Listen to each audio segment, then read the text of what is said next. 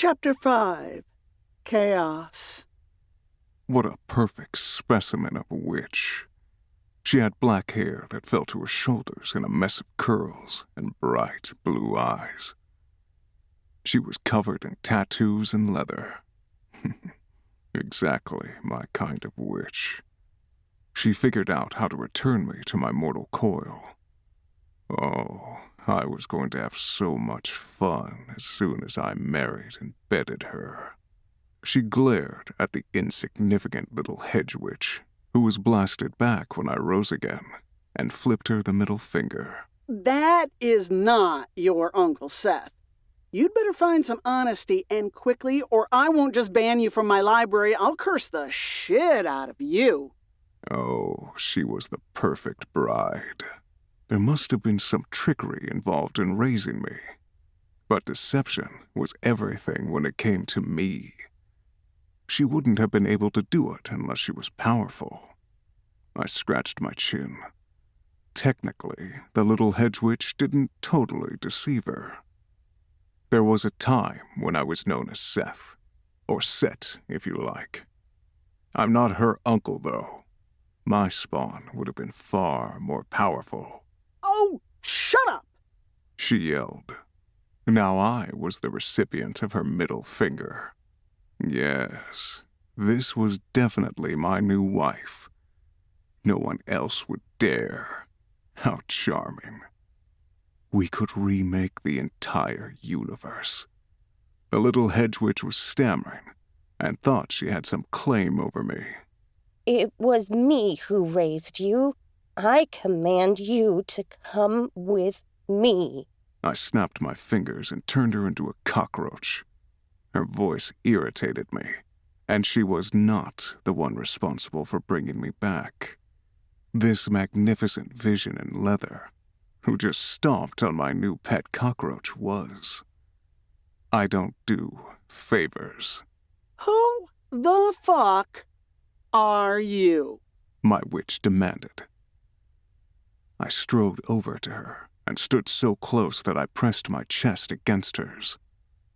She was a tall, slim woman, but nowhere near my considerable height. She wasn't backing down for me either, even after she'd seen what I did to that hedge witch.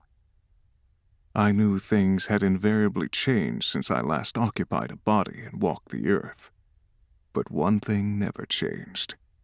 People recognized my power and cowered. Except she didn't. Magnificent. I've been known by many names, little witch. Who are you? I was dying to know her name, and I honestly hadn't decided what I preferred to be called this time around. I quickly learned something about humans and supernatural beings as they started evolving. Always pick your name, or they would stick you with a shitty one. I was one of the first things created when this universe was born, and some civilizations have given me some elementary-ass names. Ripley Bell, you're in my library, so you're going to tell me who you are and why I was tricked into raising you. That hedge witch lied and said you were her Uncle Seth. The Egyptians called me Seth. Talented people. Maybe we can go there on our honeymoon, and I'll show you anything still related to me. She jammed her finger into my chest and tried to shove me away. I am not marrying you. You have a fat head and won't tell me who you are. I growled and strode forward until I pressed her back against the wall. I caged her in with my arms and took in her scent. Incense and books. So perfect. So mine.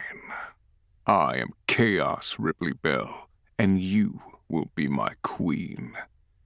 Only a powerful witch could have brought me back to my old body, and frankly, you're beautiful.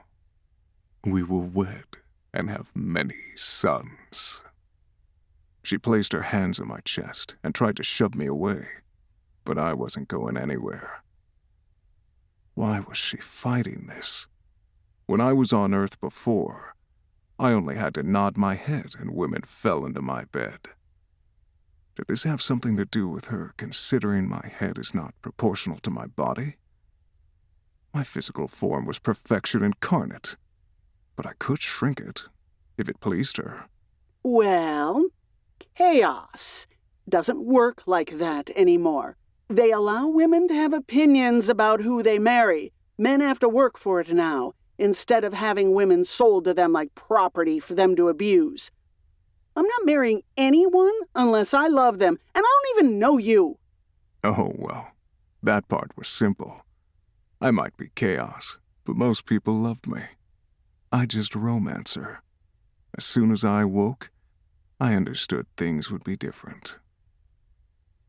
What century is this?